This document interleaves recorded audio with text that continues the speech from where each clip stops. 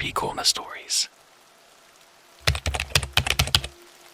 Hey everyone, welcome back to CreepyCorner stories. You know, diving into the dark web is always risky, but sharing these stories with you makes it worth it. I'm curious, where are you watching this from right now? Let me know in the comments below. I've noticed that these kinds of stories hit differently depending on where you are. It might even make the experience a little creepier. So, tell me, are you watching from the safety of your home or somewhere less secure? Dark Web Archaeologist exposed why Russians dug the deepest hole in the world. I think something that controls the world now hides there, and each day it's getting worse. Hey Reddit. So, yeah, I don't know how to even begin this, and honestly, I debated for a long time whether or not I should post this here. But I need to get it off my chest. I don't care if people believe me or not anymore, because this thing is real, and I think it's watching me. This isn't your average, I found something creepy on the deep web story. I wish it was. I'd rather have stumbled on some shady red room stuff, or drug deals, or whatever people usually talk about. What I found goes way beyond that. And the worst part is, I clicked it. I let it in, and I can't undo that now. I'm just an average guy, 23 years old, work part-time at a gas station near a Walmart in Pennsylvania. Nothing special. I'm big into weird internet rabbit holes, ORGs, conspiracy theory, YouTube, analog horror, all that kind of stuff. So a few months ago, when I saw this thread pop up on a fringe Discord server I'm in, talking about a digital archaeology stream from the deep web, I got curious. It was hosted by a guy going by the alias S0L Drifter, and he claimed to be a digital archaeologist, not in the cute, quirky Indiana Jones way, more like he trawled dead websites, abandoned servers, and old archives on the dark web looking for lost knowledge. His words, not mine. The guy streamed irregularly, not on Twitch or YouTube, obviously, but through this janky embedded player that only worked on Tor. His profile had no bio, no links, just a single grainy image of what looked like the Kola super deep borehole in Russia. You know, the one that goes more than 40,000 feet into the earth. Yeah, that one. His first stream that I saw was called Subterranean Frequencies, Tape 1, and it was already halfway through when I joined. He was analyzing a reel-to-reel audio recording from 1979, supposedly recovered from a Russian science lab that had been buried in a collapse. You could barely make out what was on the tape, mostly static, high-pitched whining, what might have been voices, but not in Russian or any language I recognized. It sounded wrong, too human to be nothing, too twisted to be real. The comments were flying off the screen, people saying things like, "This is the one that made my dog bark non-stop. He shouldn't be playing this on stream. Same frequency found in the Lake Vostok dive logs. I should have left right then. I should have closed the damn browser and gone back to watching stupid memes on TikTok. But no. I typed, WTF is this, in the chat. That's when he messaged me directly. A private message from S0L Drifter. Just 2 words. You hear it? I didn't respond. Not right away. But, yeah, I did hear something. Not through my headphones. Not from the stream. From behind me. Just a creaking sound. Could have been the apartment settling, right? Except, my lights flickered right after. Then my Spotify paused on its own. No error. Just stopped. He messaged again. You're open now. I closed the tab. That should have been it. Just a weird night. But the next morning, I woke up with my laptop open on my chest. That wouldn't be weird if I fell asleep watching stuff, but I didn't. I was watching on my desktop. There was a notepad file open on my screen. A single sentence. Layer 8 breached. Descent begins. I checked my browsing history. Nothing. No trace of the dark web stream. Not even Tor was installed anymore. I'd think I imagined it all if it weren't for the sounds. They started the same day. First, it was just at night. A low, rumbling hum, like someone was turning on an engine deep underground, not in the walls. Below me, I live on the 3rd floor. It got worse. 2 days later, I started hearing voices. Only when I scrolled through Reddit or Twitter late at night. Not from the device, from the walls. And they always sounded like people I follow. Like my favorite YouTubers whispering gibberish right outside my window. Sometimes it sounded like Luna, just off, like his cadence, but not his voice, saying things like, "You shouldn't have clicked it, bro. That stuff's real. It's deeper than you think." Like a parody of a person I trusted. And then came the email. No sender, no subject, just a link. It was another stream, not live, pre-recorded, labeled Subterranean Frequencies, Tape 9. I watched it. Big mistake. The video showed a recording from Helmut Cam, Russian text in the corner, dated March 5th, 1984. 2 men were descending into what looked like a cavern. The walls looked organic, wet, breathing almost. The further they went, the more distorted the camera got, like something was interfering with the signal. Then the man on camera, his voice cracked, and he muttered something I'll never forget. I wrote it down phonetically. Kto tam wnizu nie человек? Oni смотрят. I had to Google translate it later. What's down there is not human. They are watching. The camera feed cut to black, then showed a McDonald's. I'm not kidding. Like a totally normal McDonald's in some small Russian town, except the sign was melting, just dripping like wax. And then it ended.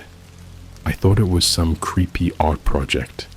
Maybe it was at first, but since watching that video, I've been seeing things.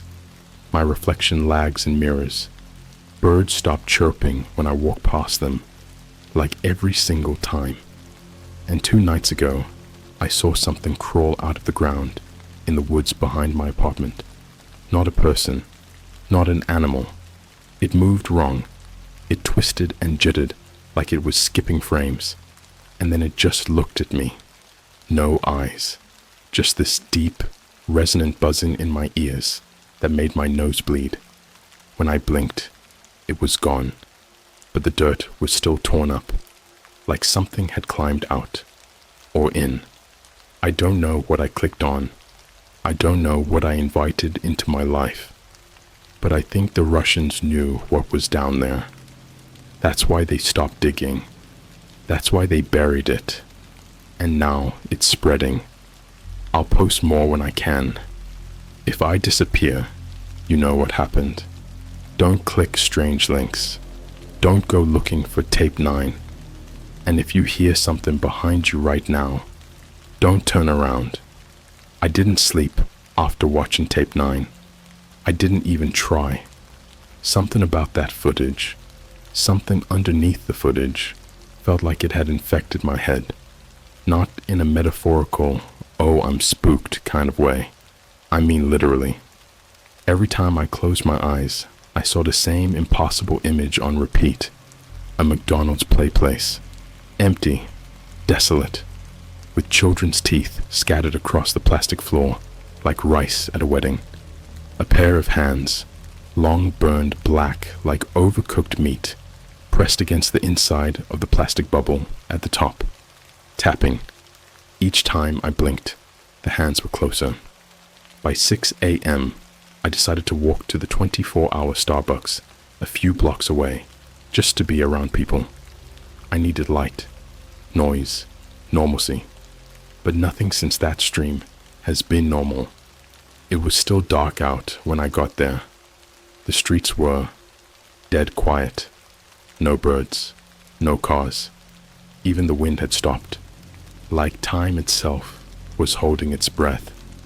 When I stepped inside the Starbucks, the first thing I noticed was the smell. It wasn't coffee. It was dirt. Fresh, wet earth. Like when you dig up a garden after rain. Except it was strong, like the whole building had been buried and just unearthed. And then there was the barista. She looked normal at first. Blonde, early 20s, green apron. But when she turned to take my order, her smile didn't stop at her mouth. It kept going up. Her cheeks tore slightly at the edges, like the skin was trying to accommodate a wider, hungrier expression. Her teeth weren't human. They were flat, like a goat's, and her name tag didn't say a name. It just said, "Stay below." I left, didn't order, didn't say a word, just turned and walked out like I was sleepwalking. But something followed me. I didn't see it, not then, but I heard it. This soft, wet, dragging sound, like someone was crawling after me on their elbows. Slap, drag, slap, drag. The next night, my roommate went missing. We don't talk much, me and Jason. He's a quiet guy, mostly just plays Apex in his room and leaves energy drink cans everywhere. But I noticed his door was wide open when I got back from my night shift. That was unusual. His gaming chair was still spinning. His headset was still playing. I heard static leaking from the speakers, and on his monitor was tape 10, except this one wasn't a file. It was streaming. Live. No usernames. No comment section. Just one line of text hovering above the video in red. Transmission stabilized. Preparing second descent. The video showed a tunnel. Narrow. Too narrow for anyone to actually crawl through. The walls were made of bone, like femurs, skulls, jaws, all twisted together in a spiral pattern that went down and down and down. I couldn't stop watching. I couldn't look away. Every time I tried to move, it felt like someone was pressing on my chest, holding me in the chair. Then, a voice came through the stream. Not from the video, from the room, from my left ear only. "Jason reached layer 9. You're next." I blacked out. When I woke up, the monitor was off. The video was gone, but the bone tunnel was burned into my memory, like the kind of thing you dream about once, and it scars your brain permanently. Jason was never found. His wallet, phone, even his shoes were still in his room. But no one filed a report. The cops didn't care. It was like he never existed. Then the messages started. Not on my phone. Not online. On my walls. Written in red crayon, like a child's handwriting. I lived alone now. I locked the doors. But every morning, there'd be a new one. Layer 10 is hunger. They're using you to open it. Feed us or descend. One day, I came home and found my entire bathroom mirror covered in words etched into the glass. Not scratched, burned, like a laser had melted each letter in. It said, "McDonald's, 3 a.m., bring raw meat." I laughed at first, like full-on unhinged laughter. It was so stupid. It sounded like a meme or a cursed YouTube challenge, but something in me believed it. I bought a raw steak from Walmart that night. I don't know why. I just did it. I wrapped it in a Target bag and walked to the nearest 24-hour McDonald's at exactly 3 a.m. That place was empty. No cars, no lights inside. just the red glow of the M sign buzzing like a dying bug zapper. The door was unlocked. Inside, the floor was soaked, not with water, with blood, dark and sticky. The fryers were on, but they were filled with something black and bubbling. The air smelled like rot and sulfur. There was someone at the counter, not a worker, just standing there. They didn't speak. They just tilted their head toward the bag in my hand. I placed the meat on the counter. The person reached out and sank their hand into it, not like grabbing it. I mean, their hand phased into the meat like it was water. When they pulled it back, their hand was gone. And then the floor opened. Right behind the counter, where the playpen usually is, a hatch peeled back like skin tearing. There were stairs made of rib bones going down. The smell that came out of that hole, pure evil, like burnt plastic, rotten flesh, and singed hair, all mixed together. I ran, but ever since that night, I've started seeing people in public who aren't right. They look like us. They dress like us. But their mouths don't move when they talk. Their eyes don't blink. And they always seem to be just outside the corner of my vision, waiting, watching, and they're spreading. I went to New York last week for a temp job. Thought maybe a change of scenery would help. It didn't. On the second day, I stopped at a street vendor near Times Square, ordered a hot dog. The vendor smiled, handed me the food, then leaned in and whispered, "You're opening the layers faster than expected. The others are hungry now." His nose started to bleed, and then he bit his tongue off and smiled wider.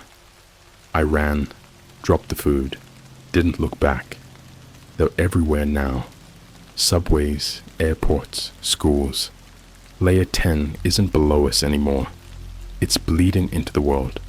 The people who watch Tape 9 are either gone or not people anymore. And the digital archaeologist, the guy who started this, he left one last post on that dead Discord server before disappearing. It was a photo, not a video, not a link.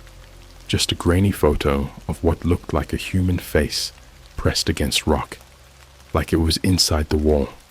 Its eyes were open, but the skin was stone, and under it was a caption burned into the image itself.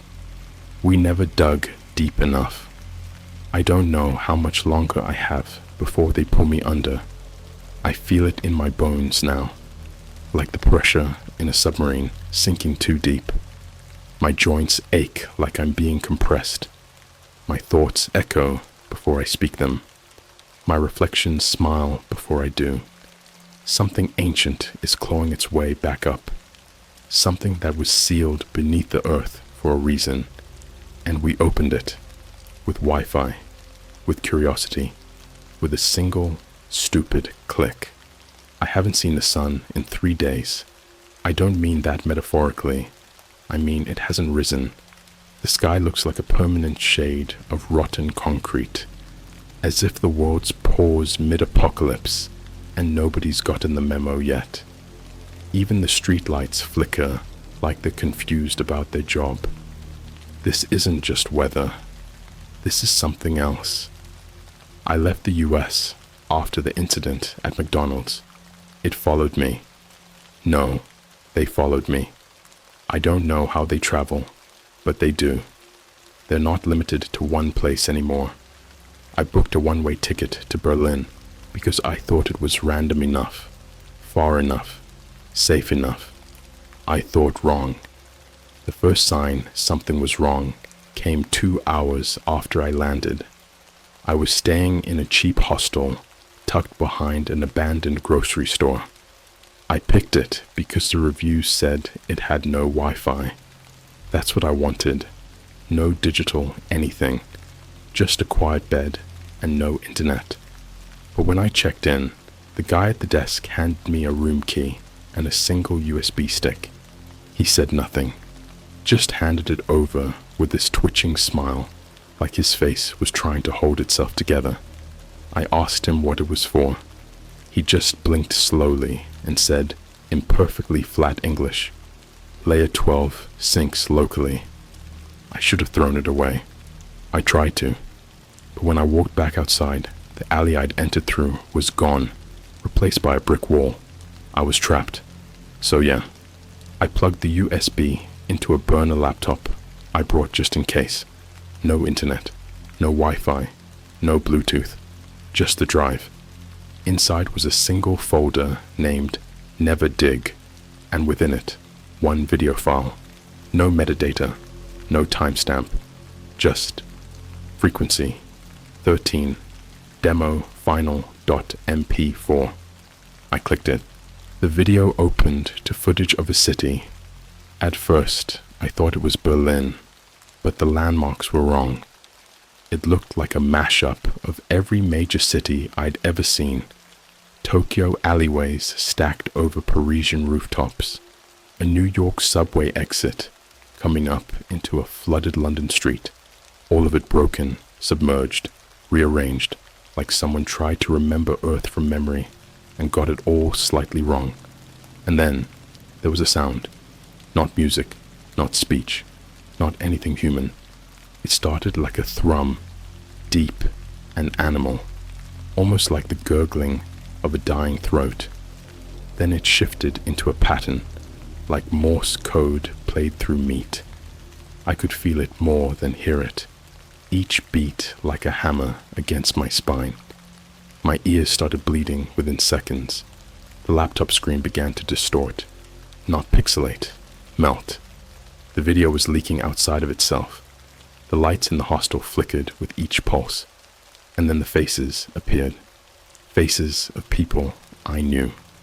Dead classmates, my old gym teacher, my mom, except her eyes were upside down and her mouth never closed, just gaped like she was trying to scream underwater. Each face whispered something. You brought it up. The tunnel breathes through you now. Every time you speak, you drill deeper. I tried to close the file. Couldn't. I tried to shut the laptop. It wouldn't move. And then I noticed the walls of my room were bleeding. Not paint. Blood. Thick, pulsing, black-red. It oozed from the corners, forming shapes, spirals, triangles, with too many sides, faces with no mouths. I stared too long, and I swear one of the shapes grinned at me. The screen cut to static, but it wasn't random static. It was a map, a tunnel system, not of sewers, not of mines. These were veins, under cities, under oceans, under people. The map focused on a blinking red point, Berlin, an address, and under it, the words, "The broadcast begins at midnight." I should have stayed in the room. I should have destroyed the USB and hidden. But that address, something in me had to go. It was like my legs were owned by someone else. It led me to an underground music venue, long abandoned, hidden beneath a decommissioned subway line. No signs, no lights, just a door with the word "speak" scratched into it, over and over and over. I opened it. What I saw inside should not exist. There were people down there. Or things shaped like people. Dozens of them, sitting silently in a room shaped like a church, but made entirely of mirrors. No reflections, just distortions. Like the mirrors were trying to remember what humans looked like, and failed. At the center of the room, a podium, and on it, a radio transmitter, a real old one, covered in wires, knobs, tubes that pulse like veins, and the digital archaeologist was there. He looked different now, pale. His skin hung off him like wet paper. His eyes were completely black, no irises, no light. He looked directly at me and said, "The broadcast must continue. You were chosen to carry Layer 13. The crowd of whatever they were turned toward me and started humming. Low, deep, like a death rattle from 50 throats, and then they started tearing their own faces off, not screaming, not resisting, like it was part of the ritual. Their skin peeled like wet wallpaper, revealing nothing underneath, just darkness, pure void. And I felt it again, the pressure, the sinking, crushing pull, like gravity had flipped and was dragging me down through the floor. I passed out. When I woke up, I was back in my hostel bed. There was no video, no USB, no mirrors. But when I turned my phone on, it auto-connected to a network I'd never seen before. Layer 13. Broadcast. It has no signal strength, no disconnect button, and my camera turns on randomly throughout the day. I hear breathing through the speaker sometimes. Wet, hollow, hungry. I haven't left my room in 2 days. I think I'm being streamed. And sometimes, at night, I hear the audience again, humming, applauding, and the worst part, I think they're watching you too. If you've read this far, you've already seen it. The transmission doesn't need video anymore. It's in the words, in the rhythm. You let it into your brain just by understanding the pattern. You are now part of the broadcast. Layer 13 isn't a place, it's a signal, and it's spreading through screens, through language, through you. Something is wrong with my skin. It's dry, but not in the way you'd think. Not eczema, not dehydration. It's like it's rejecting me. Like my body is sloughing off its casing because it knows it doesn't belong anymore. Like I'm the wrong thing, wearing the wrong shape.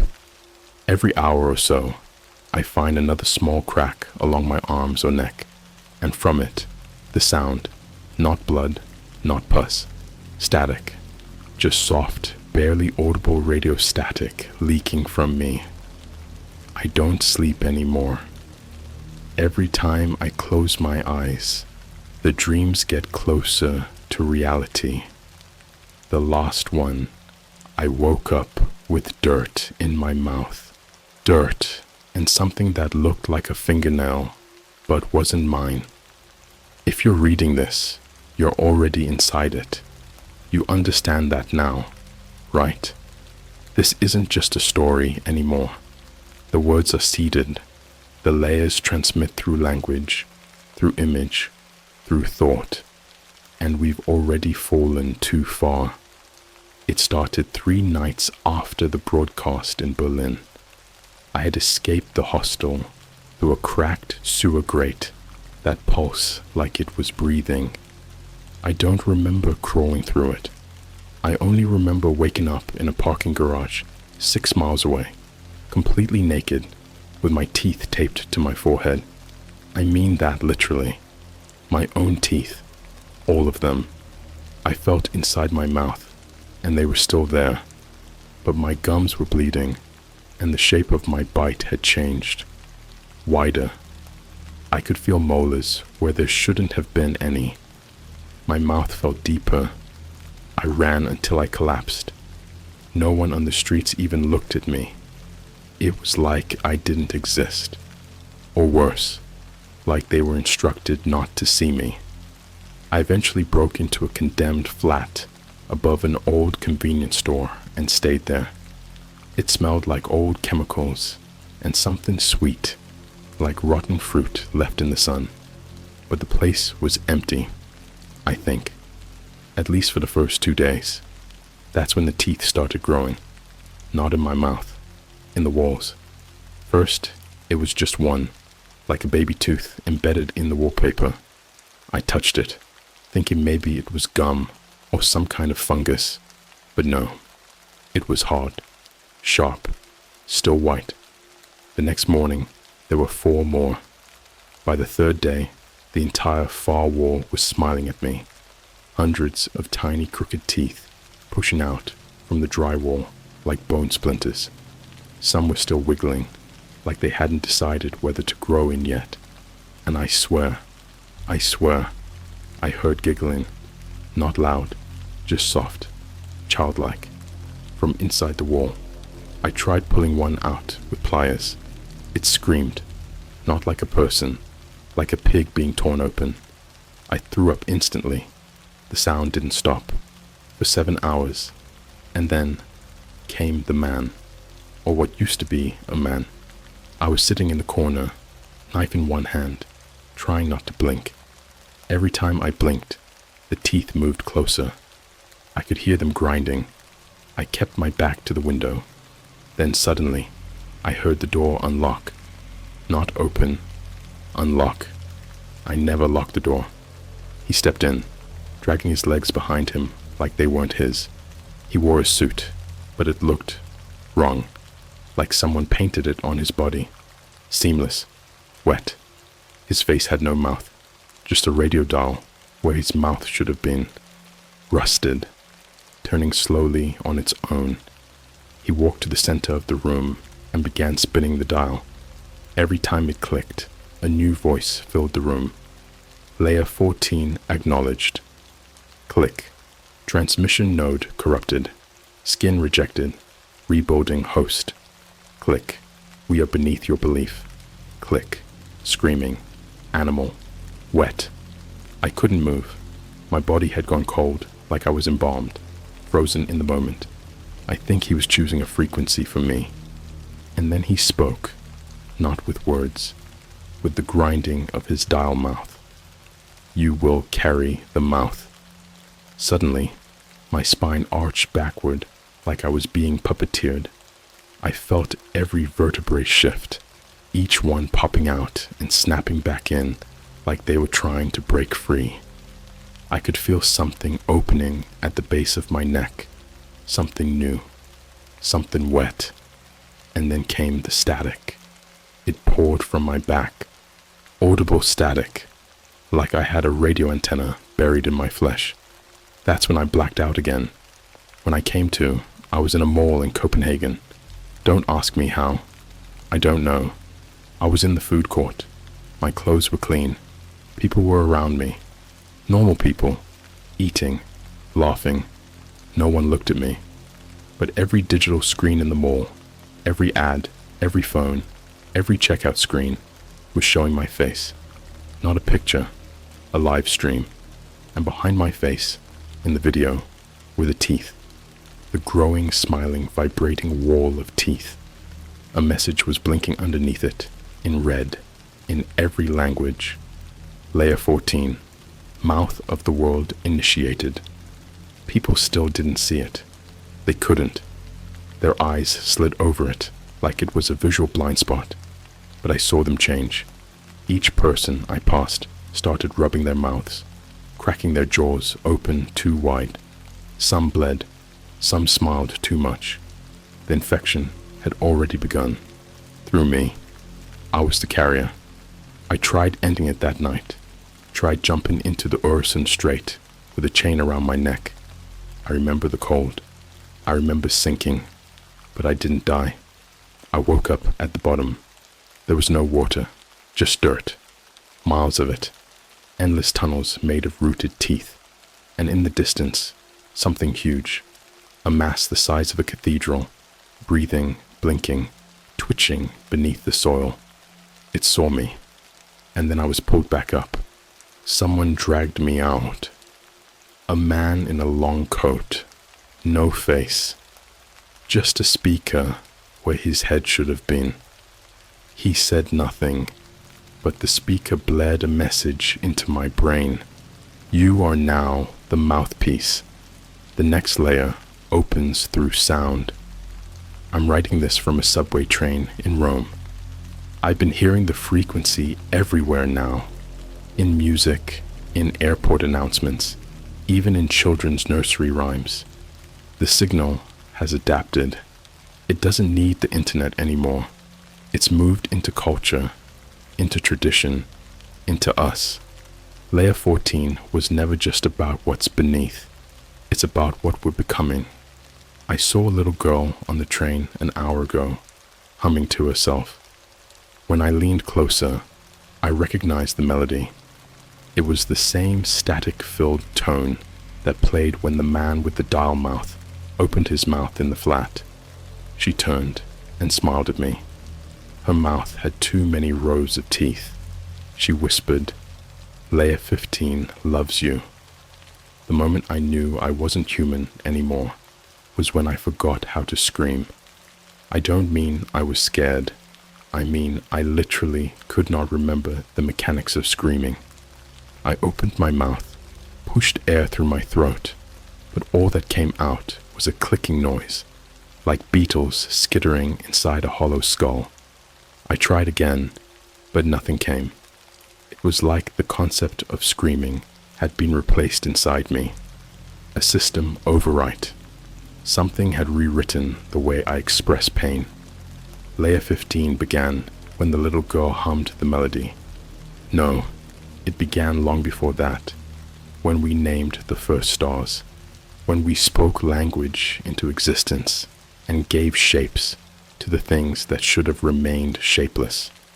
What I saw in Layer 15 is what existed before words, what feeds off vocabulary, what waits for people to understand it before it can devour them. They don't come from underground, they come from definitions. After I left Rome, something started following me that wasn't physical, not a person, not a being, an idea, a sentient linguistic parasite. I don't expect you to understand that. I barely do. But I know what it did to me. Every word I heard started to feel wrong. Office disconnected from its meaning. I'd hear someone say, "door," and suddenly all doors would melt out of context, fold inward, open to places they shouldn't. I walked past a bakery and saw a sign that said fresh bread, and inside there were rows of people wrapped in dough, twitching, half-baked, their mouths stuffed with salt. That's when I realized something. Layer 15 infects through understanding. It didn't matter what language it was. The moment I understood a word, the thing beneath it woke up, like there was a shadow behind each letter, and the moment my brain made sense of it, the shadow reached out and touched me. I stopped reading. I stopped listening. But that doesn't matter. The words are already in me. They live in the folds of my brain. They breed in the dark spaces between memories. Every time I think, they multiply. It was worst in the airports. Airports are full of words, announcements, screens, labels, directions. I landed in Istanbul, trying to get as far away as I could from anything familiar. And the second I stepped off the plane, I felt it. The air was vibrating. Not sound, not pressure. Meaning. I walked past a security sign in Turkish. I don't speak Turkish, but my brain translated it anyway. And the moment I read it, attention, all gates to Layer 15 are now open. I vomited black foam all over the floor. People didn't look. That's the thing. They never look, because the people around me aren't people anymore. They were once, but they understood too much, listened too closely, clicked too deep. They're hosts now, empty, shells filled with frequencies and whispers and teeth. I found one of them sitting at a cafe, eating a croissant with his face twisted inside out, like his whole skull had inverted, but the skin was still smiling. His eyes were in his mouth. His mouth was whispering through his eye sockets. He looked up at me and said, "You've reached the deepest layer, the layer where language eats the listener." Then he bit off his own tongue and swallowed it whole. I went underground after that, deep, not into a bunker, not into the earth, into the signal. A man in a trench coat found me behind a shattered digital billboard near the Bosphorus Bridge. He was wrapped in antenna wire, with dozens of cassette players hanging from his belt. Each one played a different sound, crying, static, laughter, screaming in reverse. He didn't speak. He opened a handheld CRT monitor and pointed it at me. On the screen was a video feed of me, right then, watching myself. But behind me in the video was something I couldn't see in real life. A doorway, made of mouths, a writhing arch of lips and gums and snapping teeth, whispering in every language that has ever existed at once. I saw Sanskrit, Morse code, Latin, Braille, binary, all spoken through those mouths, all at once. That's when I realized what Layer 15 really was. Not a place, not even a signal. A new alphabet, a meta-language, buried in all human communication, like a rot waiting under the wallpaper of civilization. It doesn't kill you immediately. It just rewrites what you are until you don't belong in your own skin anymore. The man gave me a final tape, marked with a single sentence burned into its surface. The last word is a god. I played it. I wish I hadn't. The moment the tape spun, the world split. Not literally, not visually, I mean linguistically. The tape emitted a frequency that didn't make sound. It made definitions. My brain was being rewritten as I listened. Everything I knew was redefined. Trees became memories of hands reaching for the surface. Water became the blood of a language that drowned itself. Light became the gaze of the thing waiting behind vowels. And me? I stopped being me. I became the echo. I was no longer a person. I was a repeating thought, a carrier. I began to see words form in the air around me, floating, whispering themselves into the ears of strangers as they passed. Kids heard them and started drawing spiral teeth in chalk on the sidewalk. One old woman wrote a full essay in Latin on the windows of a passing bus. She was blind. People began humming without knowing it. Whispers turned into crowds, mobs of empty faces, all repeating nonsense that felt like scripture, meaningless syllables that carried weight, words that bent buildings. One man said a single word in the middle of Times Square, and all the lights died for 9 seconds. And during those 9 seconds, we heard it. The thing at the bottom. The thing that speaks once every million years. It didn't scream. It sighed. And New York wept blood from its skyline. Windows shattered from the inside. Screens cracked with veins of ash. Every cloud above Manhattan froze in place. They're still there, unmoving, because time has no place in a sentence that was never supposed to be spoken. That word is still echoing. They tried to bury it in silence, but silence doesn't work anymore. Silence is just empty language, and that's all it needs to grow. So now I'm here. I don't know where here is. It's a city made of syntax. The buildings are grammar. The roads are vowels. The sky is punctuated with flickering commas that look like dying stars. The people here are quotes, empty placeholders that repeat whatever was said last. You talk, they echo. You scream, they smile. You whisper, and they open. They opened last night, and I saw what was beneath the final layer. I saw the word that spoke the world. It doesn't say things. It is things. It became my name.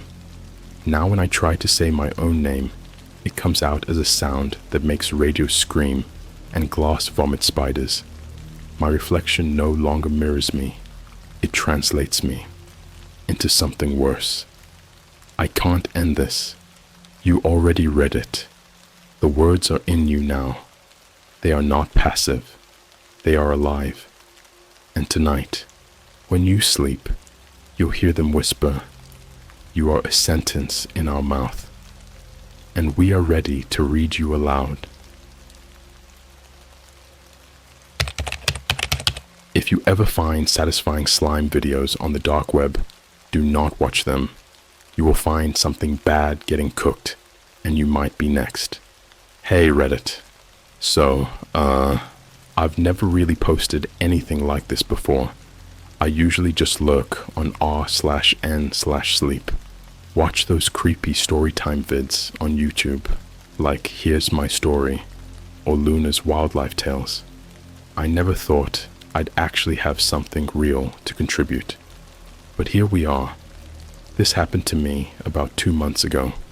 I'm 21, live in a small apartment just outside of Chicago, and I'm the type of guy who spends way too much time on TikTok and YouTube, especially when I'm baked at 3 a.m. One night, I was just vibing in bed, half asleep, phone like 3 inches from my face, and I found myself going down the most random rabbit hole ever. I was watching one of those oddly satisfying videos. You know the ones. Slime being cut with a hot knife, soap carvings, paint mixing, super trippy stuff when you're high. Not gonna lie. I was scrolling through a thread on Twitter, or X now, whatever, and someone had posted a video that started off normal. Someone playing with neon purple slime, squishing it slowly, ASMR mic picking up every detail. But then the caption caught my eye. It read, "This was taken down after 3 minutes. I screen recorded it. This isn't just slime." I tapped the video. At first, it looked like any other oddly satisfying slime clip, until I noticed what looked like flesh-colored fibers in the slime. Not pink, not peach, like actual skin tone, and the fingers squishing the slime. They had these long, grayish nails, like they'd been underwater for a long time, wrinkled, dead-looking. I sat up. The sound started to glitch around the 1-minute mark, like a high-pitched buzzing underneath the ASMR sounds. Then, a frame skipped. Just for a second. I paused, rewound it.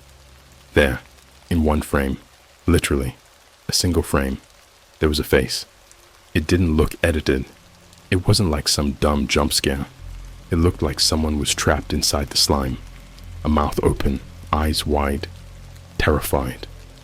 That's when I noticed the video source link, a weird string of letters and numbers, not a YouTube or TikTok URL, just a deep link, one of those onion sites. I copied it without thinking and pasted it into the Tor browser I had installed from some paranoid Reddit thread months ago. I know, dumb, but curiosity does things to you, man. The page that loaded looked like some super bootleg version of YouTube. No thumbnails, just video titles, and they were all named the same way. 001 Slime Cook, 002 Slime Kid, 003 Slime Japan, MacD, 004 Slime Starbucks Harajuku. What the actual hell, right? The Japan one got me curious. I had just been to Harajuku last year with my cousin. It's this super lively area filled with cosplay cafes and wild fashion. I clicked on it. Huge mistake. The video started in the bathroom of a Starbucks. I could see the Japanese writing on the signs in the back. A girl, probably no older than 15, was filming herself with her phone in selfie mode. She had those big kawaii lashes, dyed pink hair, bubblegum popping, looked like a vlogger. The caption said, "Making Slime Challenge." Then the frame skipped, and suddenly it wasn't her filming anymore. It was from the ceiling corner of the bathroom. Same girl, but she was crying now, sitting on the floor, covered in slime. Not the fun kind. It was sticky, dark, almost like oil mixed with glue. She was stuck in it. Her mouth was open like she was screaming, but there was no sound, like the audio had been muted or removed on purpose. Another skip. Now, the slime was covering her face. The last frame was of the ceiling camera zooming in slowly as her hand twitched once and then stopped.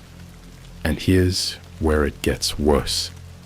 When I backed out of the video, My Tor browser didn't close. It refused to. My whole screen froze, like completely locked. Mouse wouldn't move. Nothing responded. Just the site, open and stuck. Then a pop-up came on the screen, completely silent. Just plain white text on a black background. Thanks for watching. You're being cooked next. I freaked, yanked the power cord from my PC. Hard shutdown. The whole room was pitch black, except for my phone screen still glowing. Now remember, my phone was still open to the original Twitter thread. When I looked back at it, the post was gone. The account too. I refreshed. Nothing. Then my screen lit up with a new notification. A text. No number. No name. Just a blank contact. It said, "You copied the recipe." That was night one. And that was just the beginning. The air in my apartment felt wrong the next morning. Like it had weight to it. Like it was thicker. I hadn't slept. I couldn't. Every sound made me twitch. Every pipe rattle. Every car outside. Even the hum of my mini fridge sounded off. Like it was growling instead of humming. I sat on the edge of my bed until the sun came up. When I finally worked up the nerve to turn on my PC again, I disconnected from Wi-Fi first, just in case. The moment the desktop loaded, it looked normal. No creepy messages, no pop-ups, no weird slime videos playing in the background. For a second, I thought maybe I dreamed it. I mean, I wanted to believe that. But then I checked my downloads folder. There was a single file in there. No name. Just a long string of numbers. When I hovered over it, the info pop-up said it was recorded at 3:41 a.m., the exact time my screen froze the night before. I opened it. It was a video of me, just sitting in bed, from outside my window. I live on the 4th floor. The camera slowly zoomed in on me, through the glass. I was hunched over, staring at my monitor like a zombie. Then, the video glitched for a second. There was a flicker of something. Looked like a person standing right behind me. But when I paused it, there was no one there. I tried frame by frame. The thing was just a blur. Tall, featureless, wearing what looked like a butcher's apron.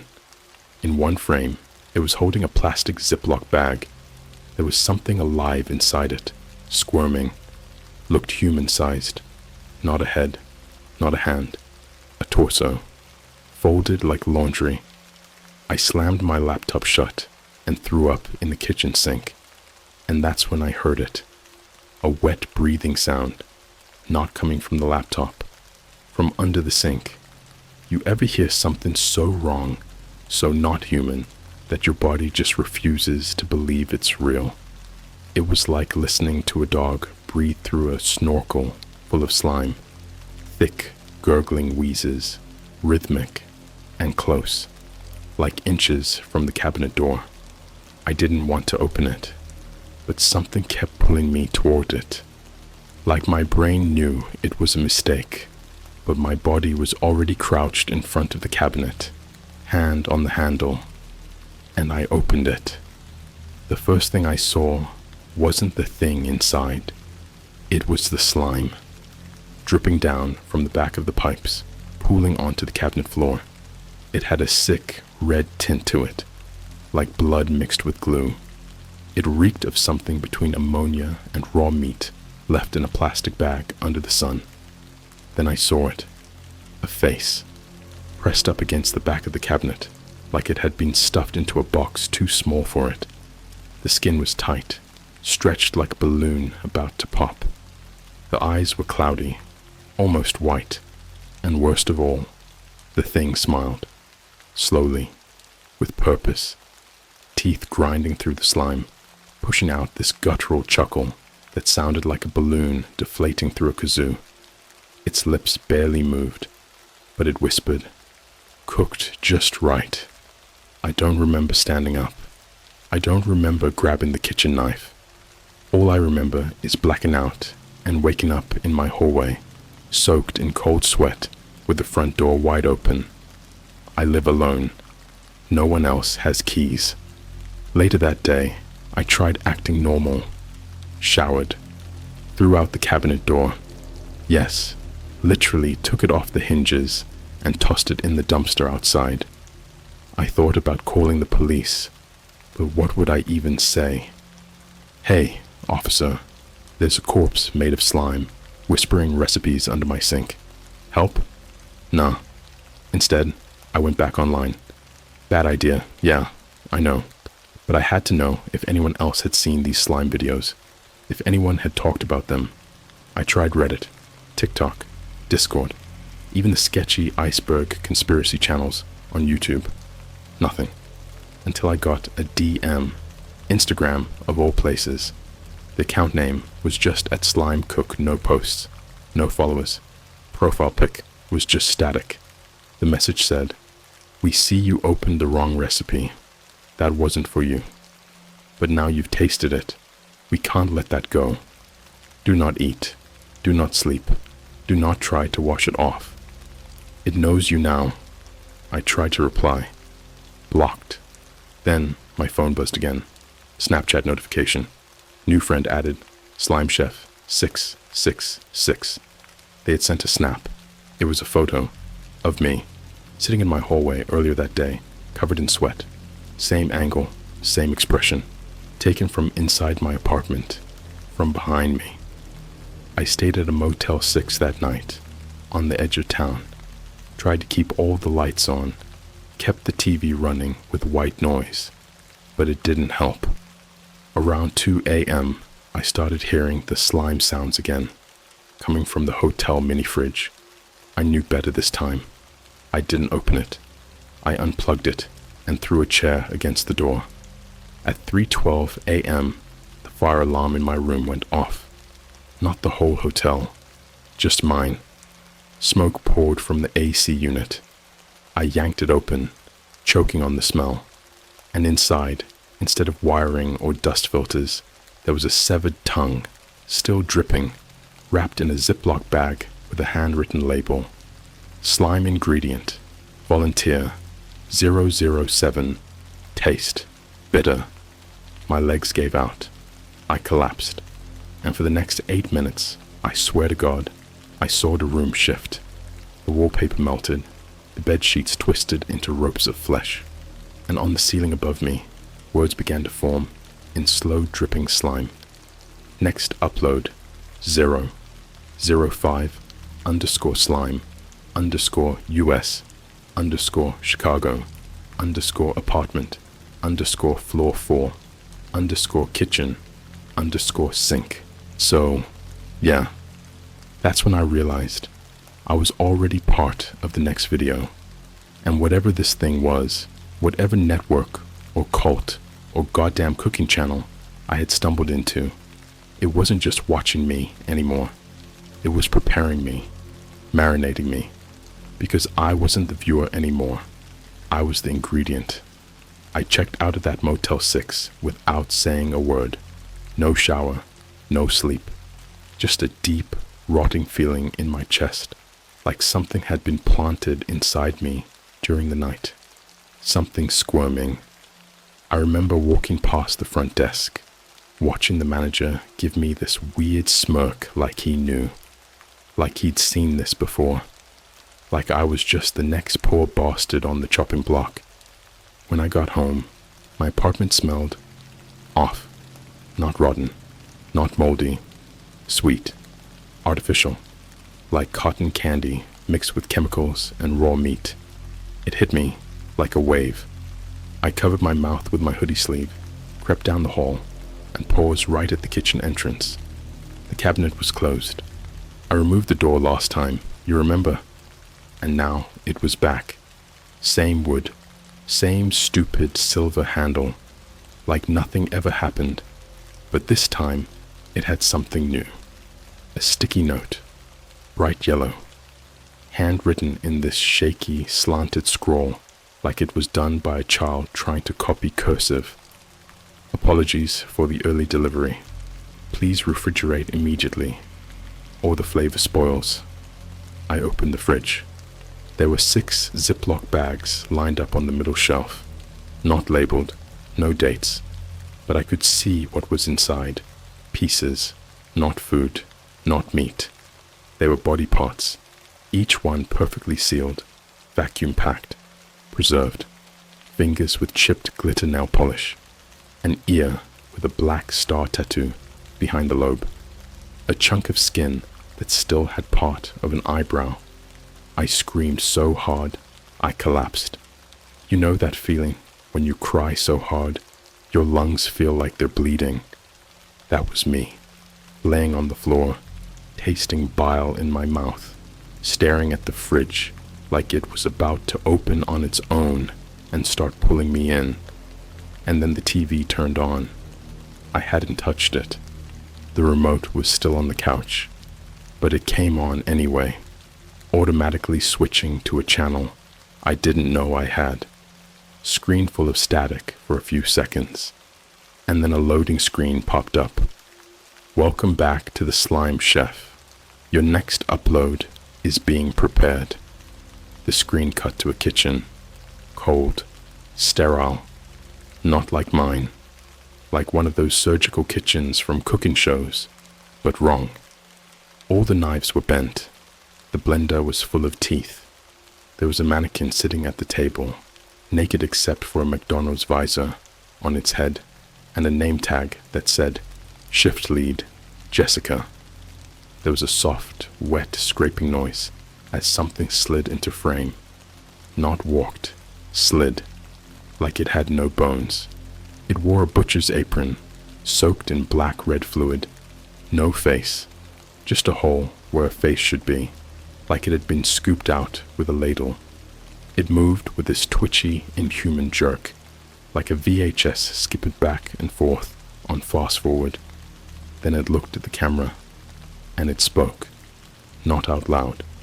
The voice came through the TV speakers, but the whole face never moved. It was speaking from inside my walls, somehow. Ingredient 005. Initial prep complete. Tenderizing in progress.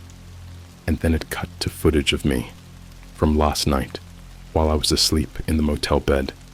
But the angle, it was from under the bed. I saw myself tossing and turning. Then the sheets started to move, like something was crawling inside with me. My mouth opened, and something thin and clear slithered up from the mattress and into my throat. I watched myself choke silently in my sleep. Twitch. Jerk. Go still. Then, on screen, the mannequin in the kitchen began to scream. It wasn't moving, but the audio, dear God, the audio, it wasn't one person screaming. It was multiple voices screaming from the same throat, all overlapping, different accents, different pitches, like a chorus of victims funneled through one mouth. I ripped the TV cord out of the wall. Silence. But that smell didn't go away. It was stronger now. I started pacing, sobbing, pulling open drawers, ripping clothes off hangers, trying to find anything I could use to destroy this place. Fire, acid, anything. My body was shaking so hard I could barely hold onto my phone. And then it buzzed. One new airdrop request from a device named Microwave Oven Cam 005. I accepted it without thinking. The video that loaded was only 5 seconds long. It was my microwave, my actual microwave, right there in my kitchen. Someone had mounted a GoPro inside it. The video showed something cooking, not food. A hand, human, small, fingernails bitten down, pink bracelet around the wrist. It was rotating on a plate like a cheap TV dinner, sizzling. The microwave beeped, and then the oven door opened by itself. End of video. When I looked up, the microwave was open, steam rising, something slimy and pale dripping down the glass plate. That's when I ran. I grabbed my keys, bolted down the hall, took the stairs, 4 at a time. I didn't even lock the door. I just got in my car and drove, shaking, sweating, half screaming through gritted teeth. I didn't know where I was going, just anywhere but there. I ended up at a 24-hour Starbucks on the edge of the city, sat in the corner booth, hoodie up, eyes on every single person who walked in. I ordered nothing, just sat there, trying to stay in the light, trying to be seen, like maybe whatever was following me wouldn't dare show up in public. And for a while, it worked, until the barista walked over. She was young, couldn't have been more than 20, wavy blonde hair, big friendly eyes. But when she smiled, I saw something behind her teeth.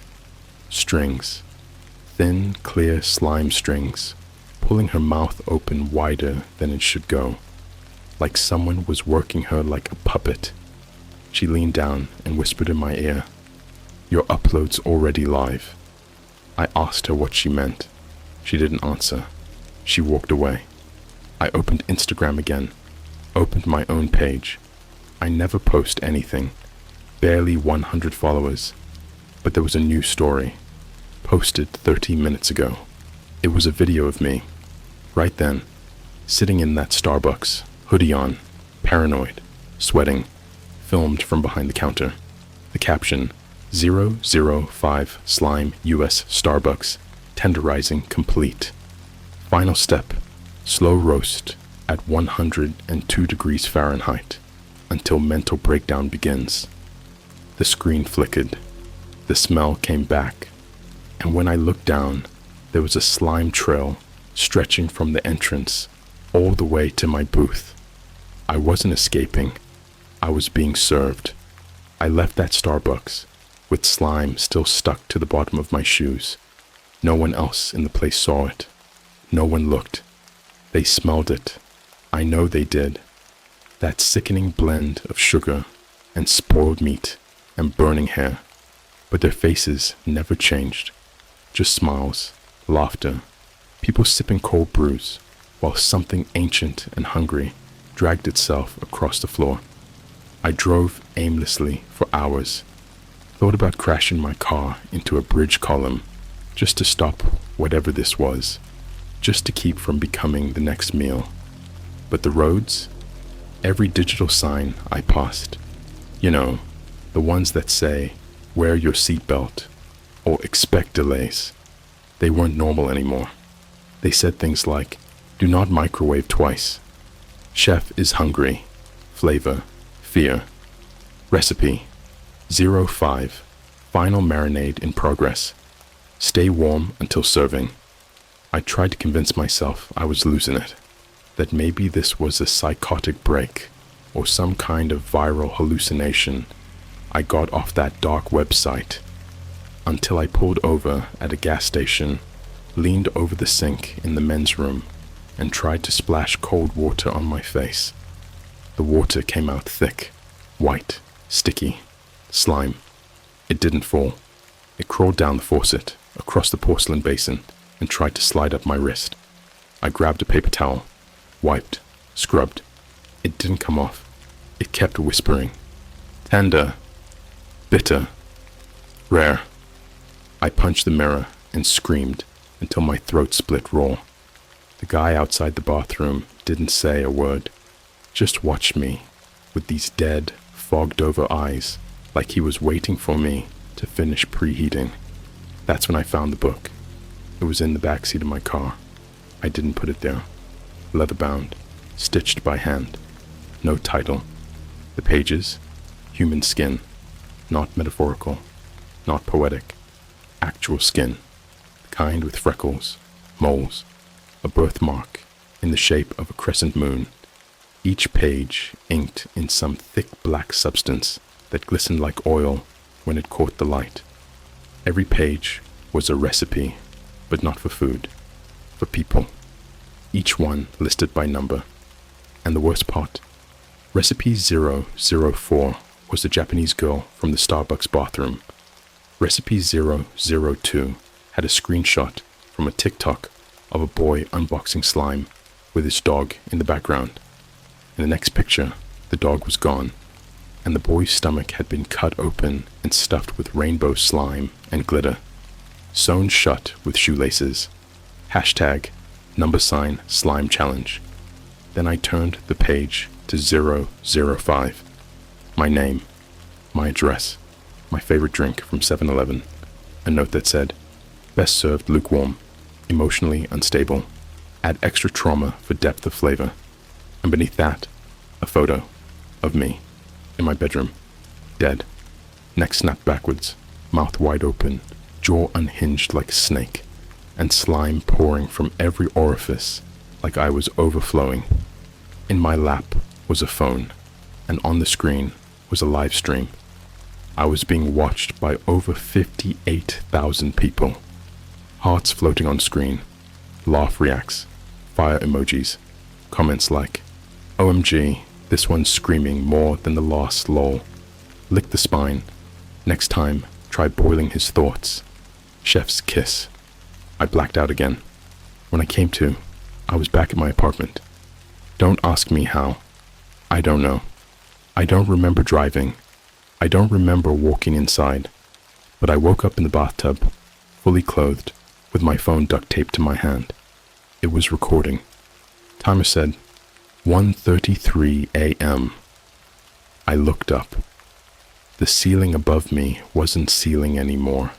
It was glass, a one-way mirror, and on the other side, silhouettes of people.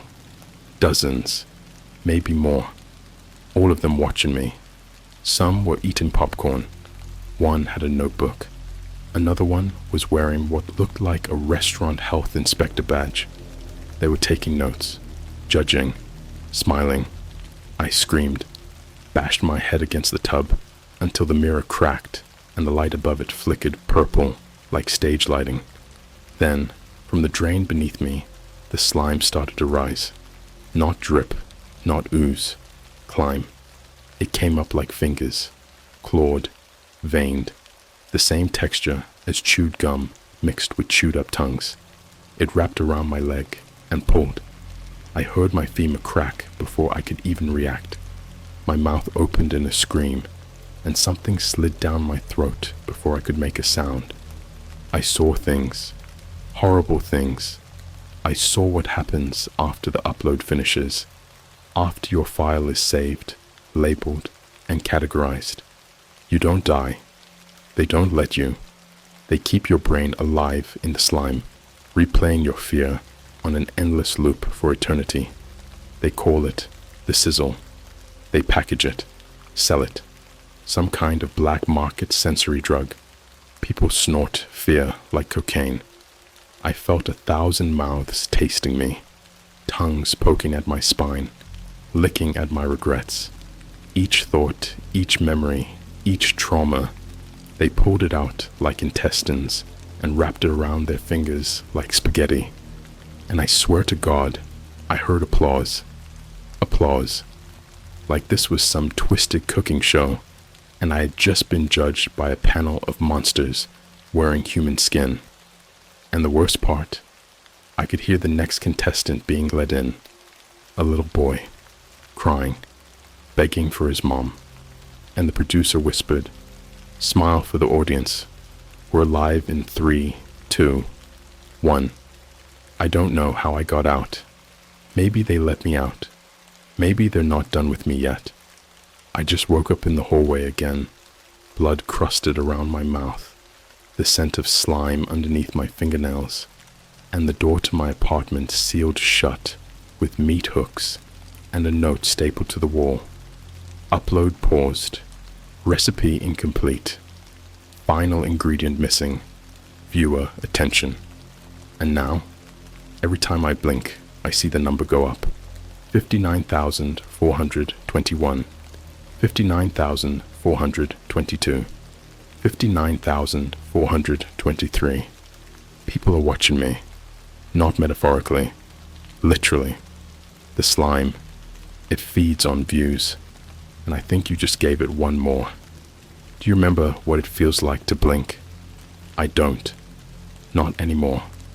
Not because I'm dead, not because I'm dreaming, but because blinking implies there's a break between what you see and what you don't. That little black flash, that moment of peace, that moment of not seeing. But I see everything now, all the time, even when I close my eyes, because the slime doesn't let you blink. I don't know how long it's been. Time doesn't work right anymore. Clocks spin backwards. Phones stay at 3% battery forever. My nails haven't grown. The bruises on my body never fade. They just bubble, like heat blisters full of static. And every day I wake up in a different location. I say, wake up, but I haven't actually slept since the upload started buffering again. Sometimes it's a Greyhound bus restroom, mirror covered in handprints that aren't mine, all of them melted into the glass like they were reaching through it. Sometimes I come to in a crawl space beneath a McDonald's play place, surrounded by tiny clown shoes and pacifiers dipped in syrupy, rotting goo. The worst was the hotel elevator. I was crammed inside with 7 mannequins dressed as DoorDash drivers. One of them was holding a brown paper bag soaked in blood. The receipt stapled to the front had my name, followed by one line. 1 times slow cooked soul, extra screams. The bag twitched, and all the mannequins started turning their heads toward me at the exact same time, slow and mechanical, like a glitching animatronic. Then the elevator doors opened, and no one was there. But the hallway beyond was lined with mirrors, not reflecting me, reflecting what I would look like if the slime was wearing my skin like a coat. At this point, my body is more memory than flesh. I don't know how I'm still moving. I don't feel hunger or exhaustion anymore. I don't feel much of anything, except when they inject me with the flavor again. Yes, inject. Sometimes I wake up strapped to a steel gurney, while faceless surgeons in aprons of VHS tape cut slices of my consciousness and feed it to something I've never actually seen, only heard. A squelching mass that sounds like a choir of children crying through melted flutes. I call it the slime chef, but that's not even close. That's what we named it, what our minds decided to call it, to make it manageable. But it's not a chef. It's not a person. It's not even a thing. It's an event, a frequency, a program that slipped through the cracks of reality, crawled through fiber optic veins, and started rewriting people like lines of code. You open the file opens you. The slime isn't a substance. It's a translation error, a byproduct of your mind being cooked into content. You wanted satisfying videos. You wanted sensory pleasure. You wanted dopamine, didn't you? Slime, glitter, ASMR. It's all just seasoning for the final meal. I finally reached the source. I don't know how. Maybe it let me. Maybe this was always where the story had to go. Deep in the heart of an abandoned shopping mall in Ohio. Yeah, Ohio. Makes sense now, right? I found an old play place connected to a long shut-down McDonald's. The walls were soft plastic, walls of red and yellow, peeling like sunburned skin. It smelled like fryer grease and rotting milk cartons. And there, inside the ball pit, was a server rack, humming, pulsing, wires made of hair and muscle connected to monitors shaped like eyeballs. Each screen showed a different person watching slime videos. Some were little kids, mouths open, giggling. Some were adults, stoned, zoned out, scrolling at 3 a.m.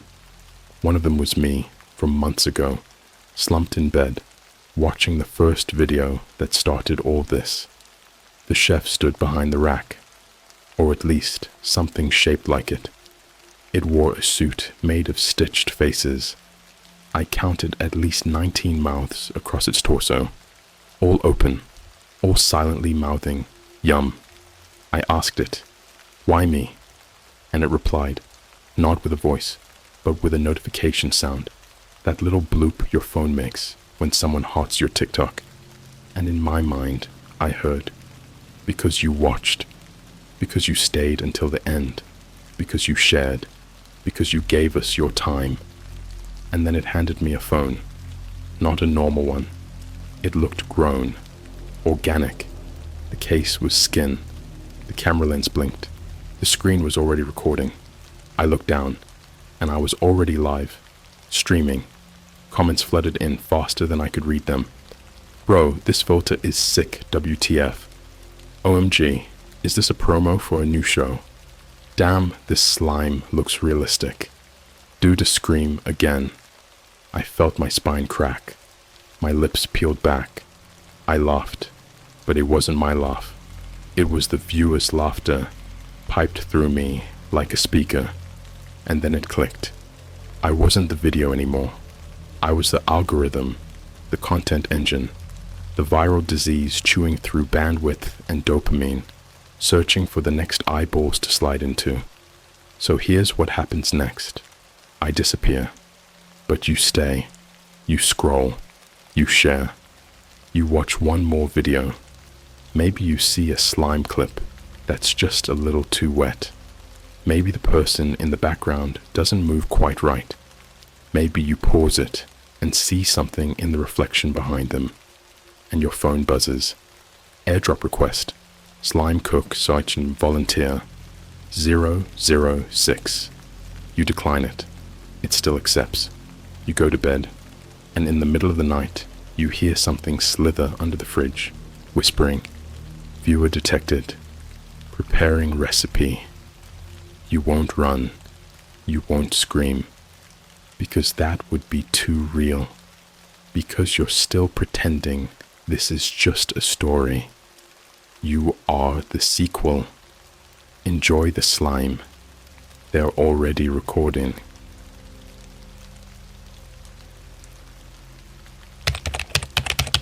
If you ever find the dark web narrator, avoid him at all cost.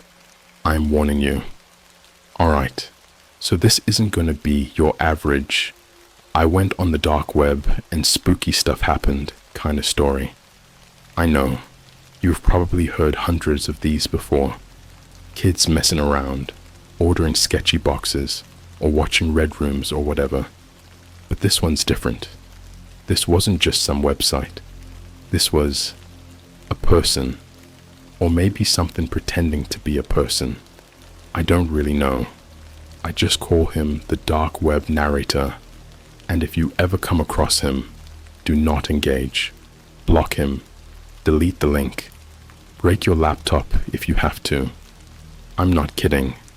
I'm writing this from a hotel room in Amsterdam, and I haven't slept in 2 days. Every time I close my eyes, I hear him, like he's narrating my thoughts in real time, like a voiceover for my life that I didn't ask for. And it all started with the dumb Discord invite link I got from a Reddit thread. Let me back up a bit.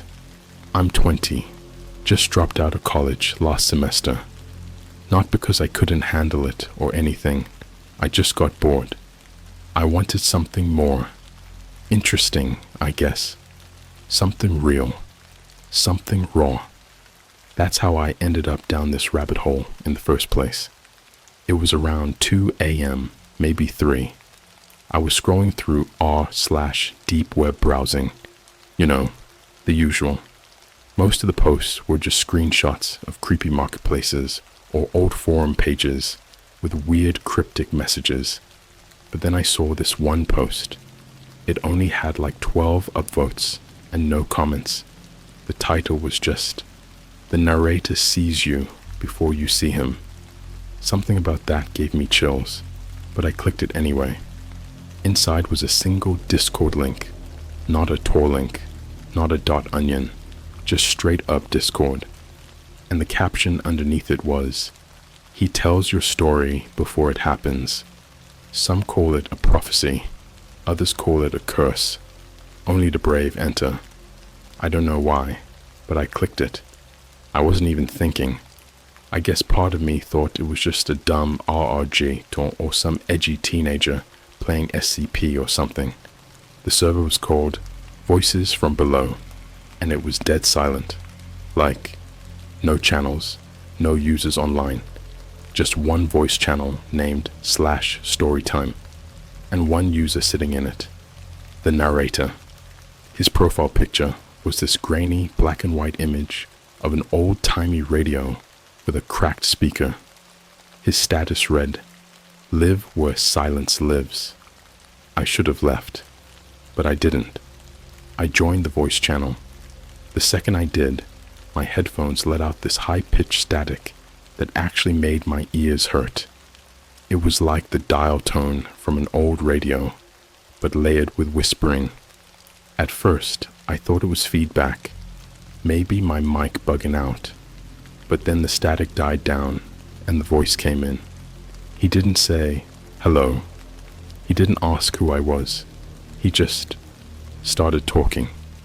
He was 20, disconnected from the world, searching for something darker, something he shouldn't have touched. He thought he had control until he met the voice. I froze. It was my voice, or at least it sounded exactly like me, like someone had ripped a sample of me talking and used AI to make it say things I never said. The rhythm, the tone, the little pauses I make when I speak. It was spot on, but it wasn't live. It wasn't reacting to me. It was telling a scripted version of my life, like an audiobook. I muted my mic, left the channel, shut Discord down, but the voice didn't stop. It kept playing. I ripped my headphones off, and I could still hear it. He tried to run. They always do. But the narrator had already seen his ending, and it doesn't involve sleep. My phone started buzzing. Instagram DM from an account called @BelowTheStoryline.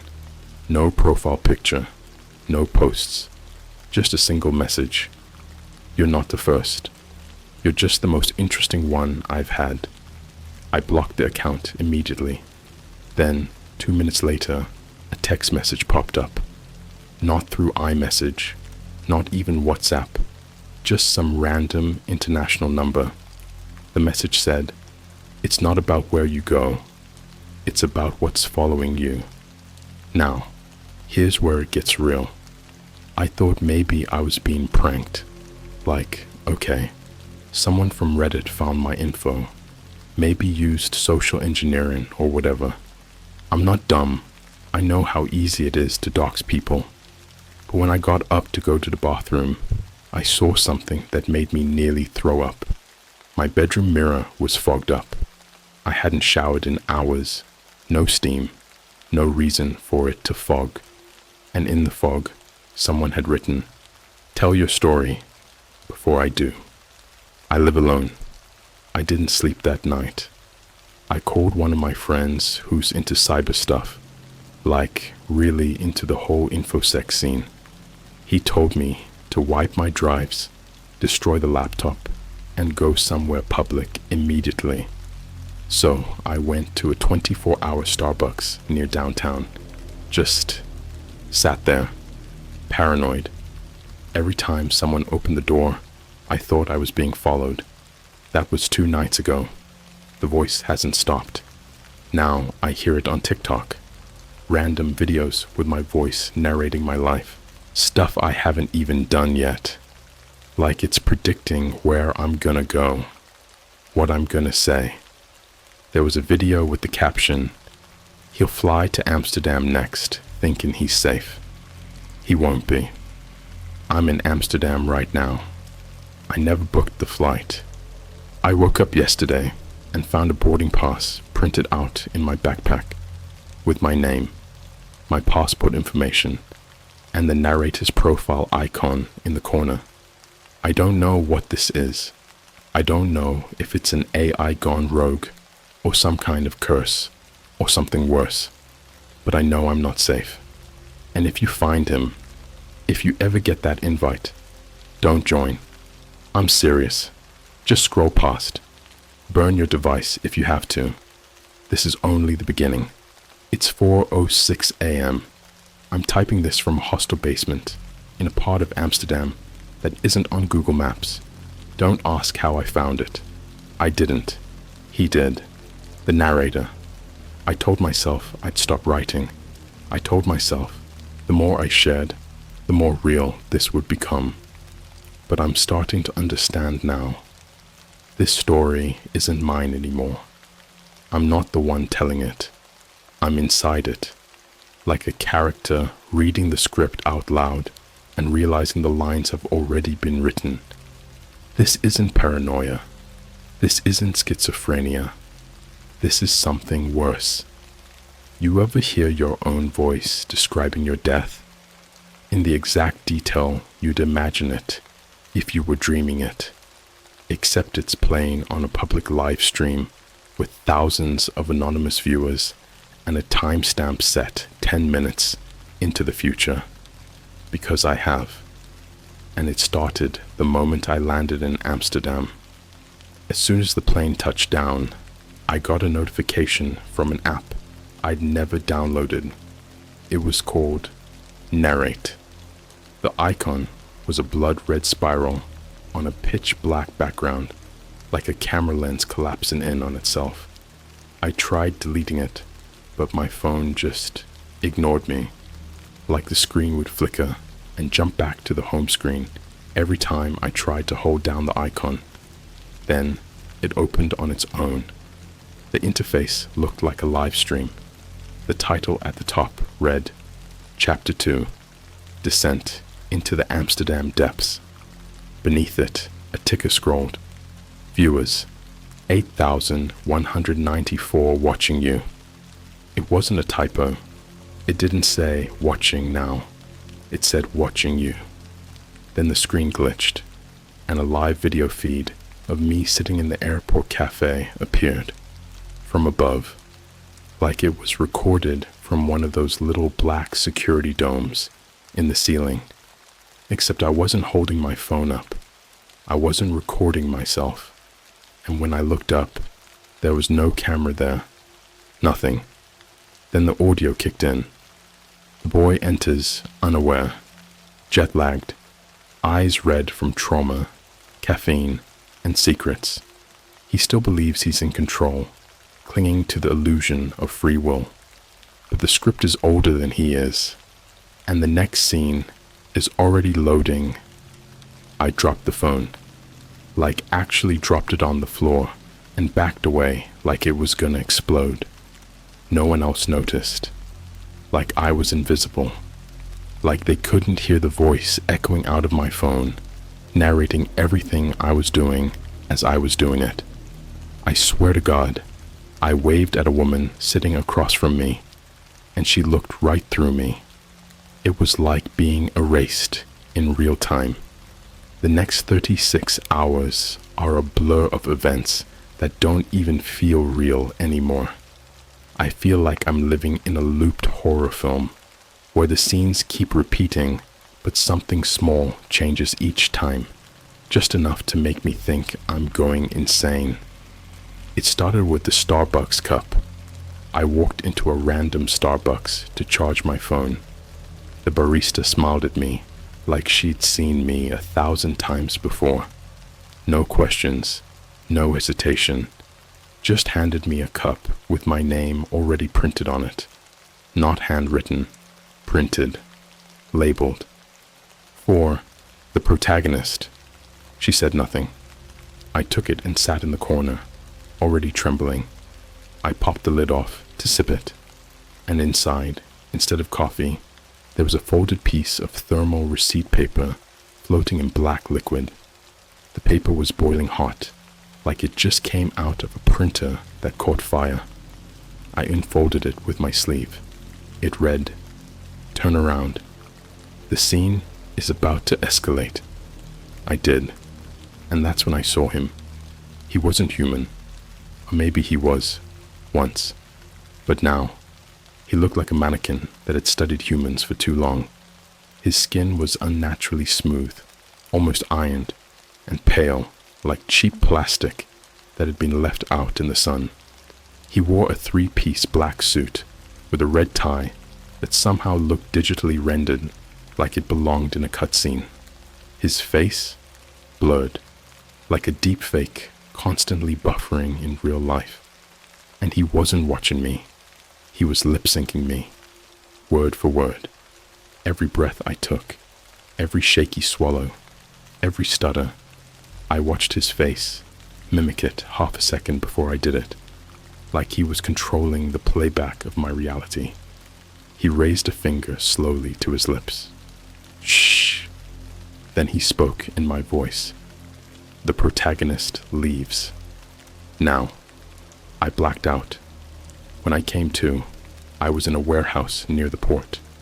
I still don't know how I got there. My phone was gone, my backpack gone.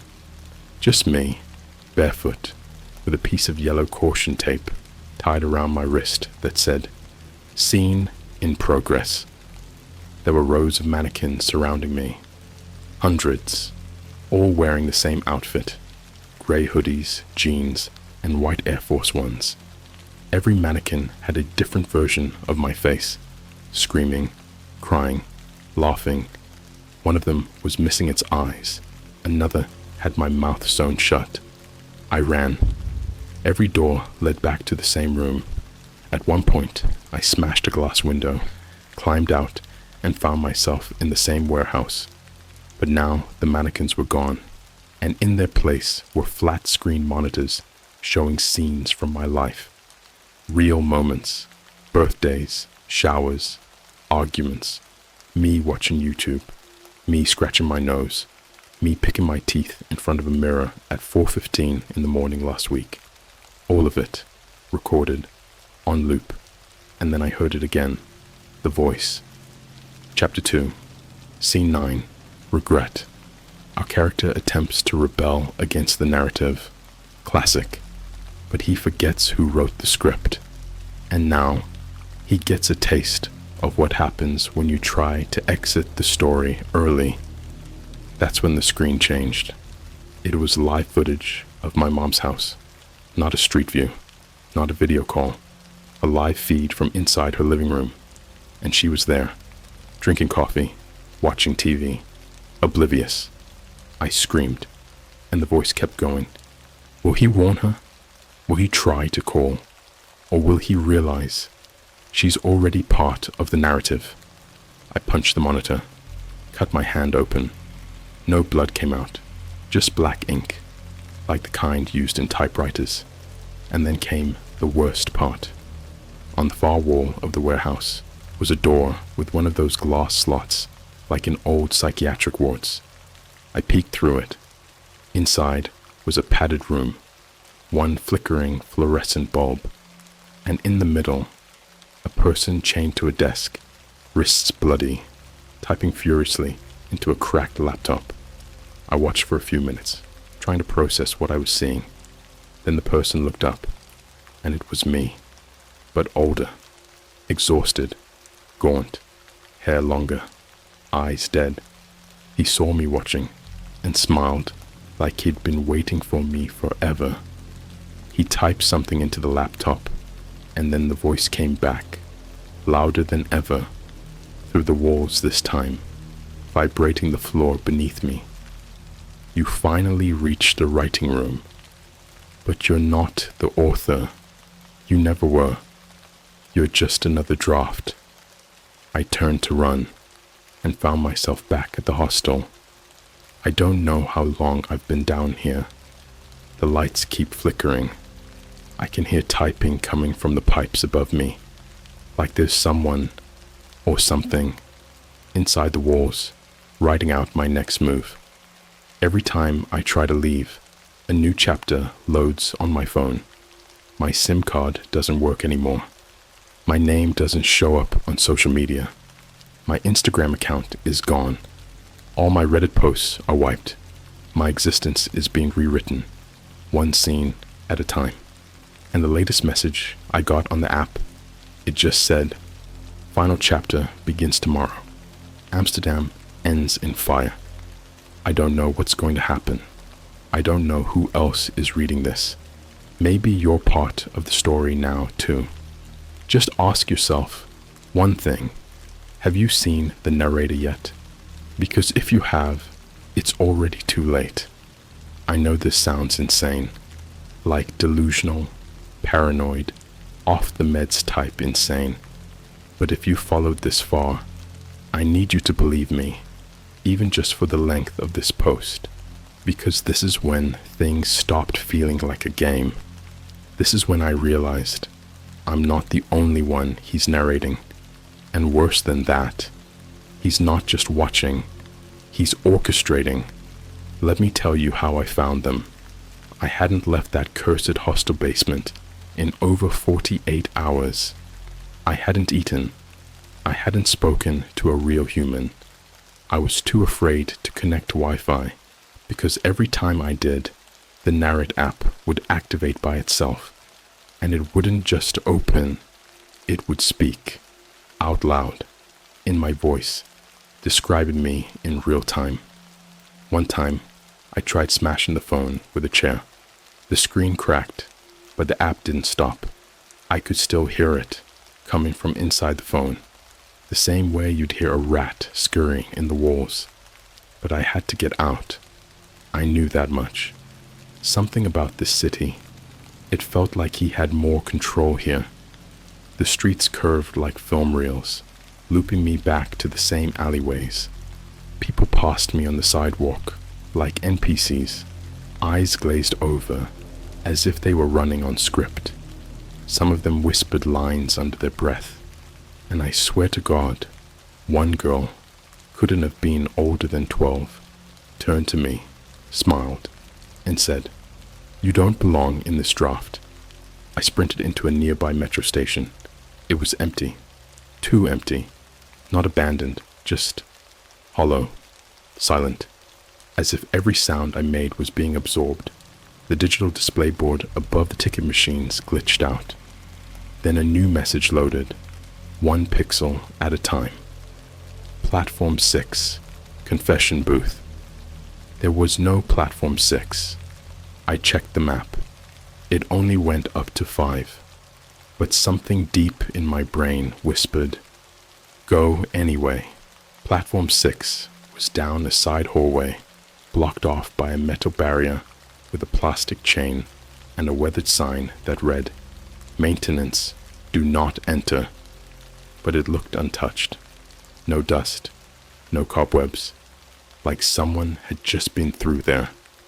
I ducked under the chain, down a staircase that shouldn't have existed. The lights flickered on as I descended, one by one, triggered by motion. The air got colder, thicker, like walking into a vacuum-sealed horror movie set. And at the bottom, there it was, the confession booth. Not a priest's booth. No curtain. This was like one of those industrial soundproof boxes you'd find in a high-end podcast studio.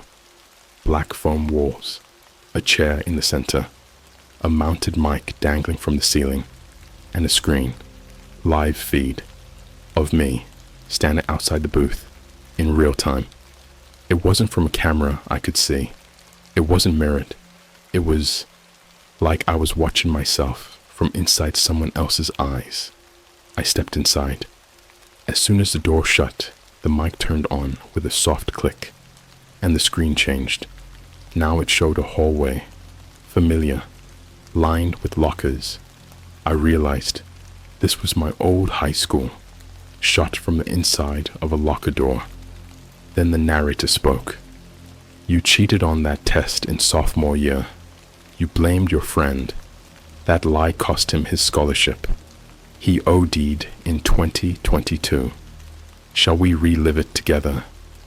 The screen glitched, then displayed a new location. My childhood bedroom. I was 10th, huddled in bed, crying, my dad yelling in the background. I didn't know there was a camera in there. I never saw one, but the video showed it all. Every second, every bruise, every night I begged the shadows to swallow me. You were so small then, so moldable. No one believed you, so I made sure I was listening. I archived you. I indexed your trauma.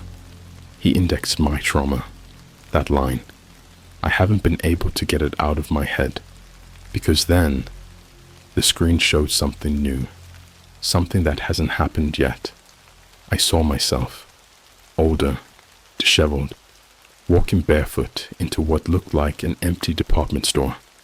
The sign outside read, "The Archive, Final Section." Inside, rows and rows of analog TVs, CRTs, VCRs, all playing moments from my life. "Here's where your draft ends," the narrator said, "but you can rewrite it for a cost." That's when the screen in the booth flickered off, and a printer embedded in the wall ejected a piece of paper. It had an address on it. No name, no country, just GPS coordinates. And underneath, one last scene. You decide how it plays out. I left the booth and vomited on the stairs. My head was spinning. My ears were ringing. I realized I hadn't blinked in over 10 minutes. My eyes were bloodshot, raw. My reflection in the broken glass on the wall was lagging, like the image of me blinked after I did. And then I met the others. They found me as I stumbled through a side alley, shaking and bleeding from my nose. 2 guys, a girl, all wearing different versions of the same hoodie. I recognized it. It was the merch from a dead YouTuber's final drop, the one who live-streamed his cancellation and then disappeared mid-video. His stream ended with a single sentence in his voice. I didn't choose this ending. Turns out he was real. He was the first. Now there are dozens of us, maybe more. We call ourselves the Unsynced. People who were meant to be deleted but managed to break free from their narratives for just long enough to realize something's wrong. One girl, Sasha, told me she woke up in a mall in Toronto where every store was selling her memories.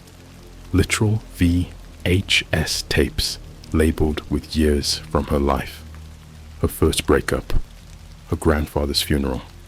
She bought one, watched it on a portable player, and saw a second version of herself, standing in the corner of each scene, watching, smiling, filming. One of the guys, Milo, swore he woke up in a public bathroom stall in Berlin with his mouth sewn shut and a note pinned to his shirt that said, "Your dialogue didn't fit the tone of this episode. Removed." They all saw him, the narrator, in some form. But what's worse, they heard their own endings, spoken aloud, word for word, before they ever happened. Milo's ending is dismembered in a warehouse while laughing at his own screams. Sasha's is mistaken for a lost child and adopted by a faceless family. Mine, the one printed on the back of my neck in typewriter font when I checked this morning in the mirror. Final words. Is someone still watching? Then, static. I don't know how this story ends, but I know I don't get to write it, and neither do you. The narrator is still out there, watching, recording, writing. If you hear your own voice saying something you haven't said yet, run. If you see footage of yourself doing something you haven't done yet, run.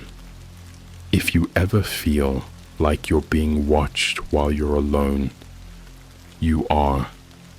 And the next line of the story has already been written. You know when you're watching a horror movie and you think, why don't they just leave? Why don't they run? Why don't they call someone? Why don't they fight back? You say that because you're on the outside. But when it's you, when you're inside the story, you don't run because you can't. Because the second you think about escaping, something inside your skull whispers, that's not what's supposed to happen. And the moment you try to deviate, the scene resets. It's not paranoia. It's not delusion. It's not schizophrenia. It's scripting. The narrator writes you.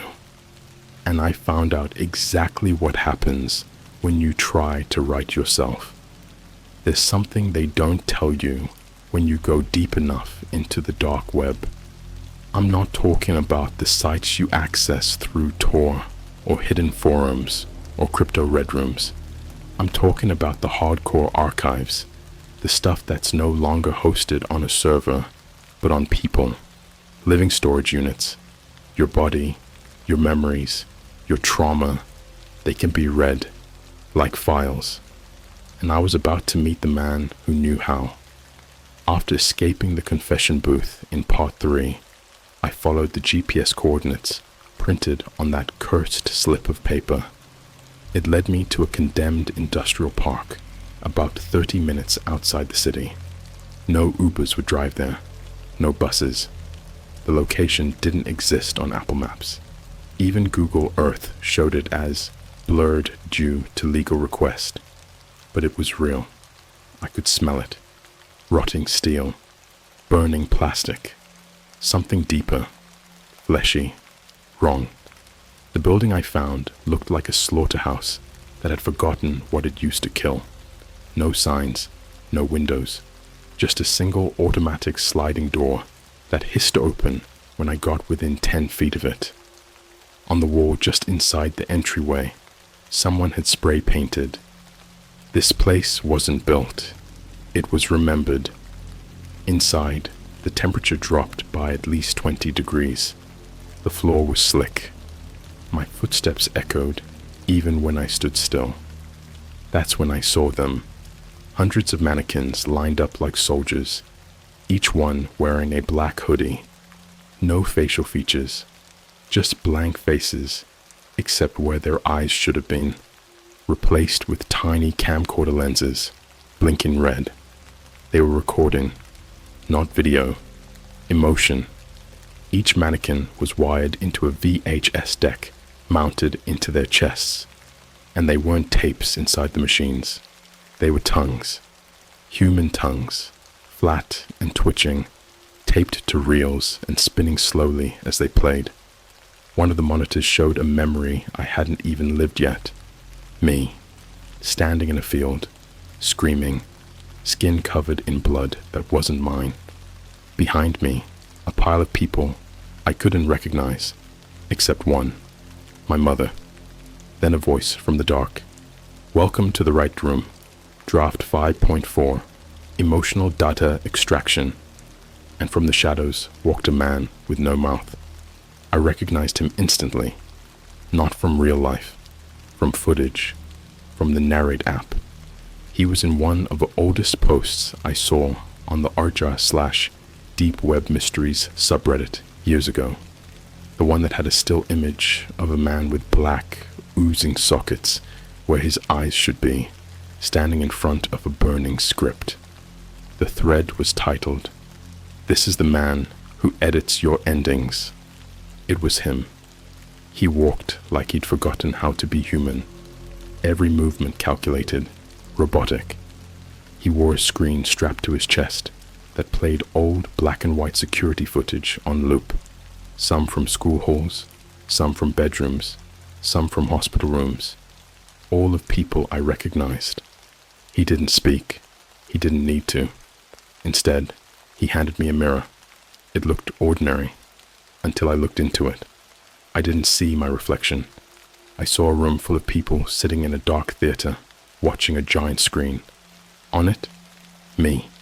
This post, this exact story, typed out on a giant projector. As they watched, nodded, whispered to each other, ate popcorn. One of them turned and looked directly at me through the mirror and whispered, "He's losing the plot. Edit him." The mirror shattered in my hand. Blood spilled onto the cold floor. But it wasn't red. It was ink. Black, clotted ink. The man with no mouth reached into his coat and pulled out a scalpel. He walked over, knelt down, and carved a single word into my arm. letter by letter. Prototype. Then he turned and pointed to a heavy metal door labeled Unfinished Characters. I don't remember opening it, but I remember what was inside. The room was massive, quiet, like a church meant for people who were never born. Rows and rows of bodies, not dead, but not quite alive, frozen in mid-motion, some half-written, half-rendered. One woman had no skin, just a wireframe model with blinking eyes. Another was stuck on repeat, screaming silently in an endless loop, her mouth opening and closing without sound. And there was one with my face, but wrong. Eyes gouged out, hair matted with blood, jaw permanently dislocated as if it had been torn open for an expression it couldn't hold. Taped to its chest was a sticky note. Version 3.2, rejected, too self-aware, tried to rewrite me. N. I turned and ran. I don't remember how I got back to the city. I woke up on a public tram, my hands ink-stained, my neck burning. When I looked in the window's reflection, I saw something new on the back of my head, a barcode, and a line beneath it. Draft 6.1, terminate if unreadable. That's when I understood. This isn't just a story. This isn't a haunting. This isn't possession. This is a media format. The narrator doesn't kill you. He exports you, converts you into content, archives you on flash drives labeled Lost Human Files, uploads you in pieces across shadow servers that only play in the spaces between time. You become a story read by strangers, watched on dead channels, absorbed by viewers who think it's all fake. But it's not fake. It's just formatted. And now you've read this far, which means you're in it. You think this is just a creepypasta, something to scroll through at 3 a.m. and forget. Number, you scrolled past the script. You followed the character. You heard the narrator. You want proof? Check your camera roll. Look closely. There's a photo of you, taken when you weren't looking, captioned, Scene 1, they still believe they're real. You won't be the same. You'll never read anything the same way again, because this was just your introduction. I wasn't supposed to finish this. That's not a dramatic intro. That's not a twist ending. That's the only thing I know for sure anymore. I wasn't supposed to make it this far. But the thing is, this story isn't mine anymore. It never was. You think this has been about me, my descent, my madness. Number, you were the final scene. You've been part of the episode since the first word. You just didn't know it yet. But by the time you're done reading this, you will. And by then, he'll already be in your head too. It's been 13 days since I escaped that warehouse. I haven't been able to log into any account. Not Instagram, not Gmail. My phone doesn't recognize my fingerprint anymore. Even my reflection lags behind like it's buffering. Like I'm a copy of someone else being forced to finish the file upload. The Narrate app is gone, but its voice still plays in things. In the rumble of car engines, in microwave beeps, in the white noise between YouTube ads. It narrates everything, and it's getting more aggressive. Now, when I speak, I hear an echo, half a second too early, like someone is predicting my words before I say them, like I'm not talking, just playing back a script. Last night, I tried something no one should ever do. I went live on Twitch with an unlisted stream, black screen, mic on, no tags, no alerts, but I whispered everything I'd seen, everything you've read. I spilled it all out into that void, and within 30 seconds, he joined. Username, @FinalDraft, underscore and no profile pic, no follow account, no camera, just a voice, over the stream, overriding mine. Scene 98, the fool thinks he can warn them. My chat blew up, but not with messages, with links, hundreds of them, URLs I'd never seen, all pointing to folders labeled prototypes. One of them had my face as the thumbnail. I clicked it. It opened a file tree of recordings, not videos, narrate files, custom format, not compatible with any video player, except one, narrate.exe, hidden in my desktop. When I opened it, it launched a full-screen video of a dark room with you sitting there, reading, your screen glowing in the reflection of your eyes. Then the narrator's voice again. Final chapter. Recorded live. Audience. Participation enabled.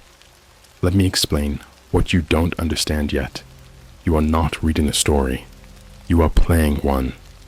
The narrator doesn't write about people. He writes through them.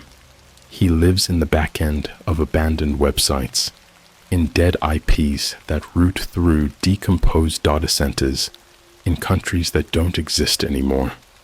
He wears code like skin, and he doesn't want attention. He wants viewership. You're not an observer. You're an upload. And I watched what happens when the file finishes processing. I tracked down an address buried deep in the code of that .narrate file. Some broken coordinates outside of Warsaw. When I got there, it was snowing hard. The road was rotted, half swallowed by trees. There was a gas station, long abandoned, overgrown, broken signs still hanging, one swinging like a metronome. But the lights were on inside. The pumps were playing security footage, not live feed, pre-recorded memories. One showed a woman collapsing in a grocery store aisle. Another showed a man being hit by a train, but the camera wasn't mounted anywhere. It was inside their heads. I stepped inside the store, and that's when I saw it. The editing room. There were desks, hundreds, each with a typewriter, each with a person strapped down, mouth sewn shut, IVs running into their veins, feeding them ink. They weren't writing with their fingers. They were bleeding into the keys. And what they wrote printed out onto skin, sheets of translucent skin stretched across printers like printer paper, each page labeled with a name. One of them had yours. I found a monitor playing a live feed of someone reading this post. It was time-stamped 5 minutes into the future, and the narrator spoke again. He reads this sentence, then gasps, then wonders if it's a prank, but it isn't. He's just begun sinking. There's something they call the final sink. It's not a death. Not really. It's when your body goes one way and your story goes another. When your memories start to feel like drafts. When your dreams start loading like buffering videos. When mirrors show you doing things you haven't done yet. Final sync is irreversible. Once you're fully exported, you become a permanent episode, locked into an infinite rerun, played on devices you'll never see, viewed by audiences who don't know you were ever real, and they will react to you. They will comment, they will share, they will say, "This story gave me chills," or "Imagine if this was real." But it was, and it is. I'm sending this out as a last transmission, not to warn you, not to save you. It's already too late for that. This is just the final paragraph the narrator needs. The one where you realize you've already been read. The one where you look at your webcam and wonder, was it blinking a second ago? Check your phone. There's a new app. It's called Narrate. You didn't download it. It was already there. And your story? It just uploaded, but not for you. You keep living, because that's what keeps the audience watching, and the narrator loves a good rewatch. Scene 100. He thinks it's over. Fade to static.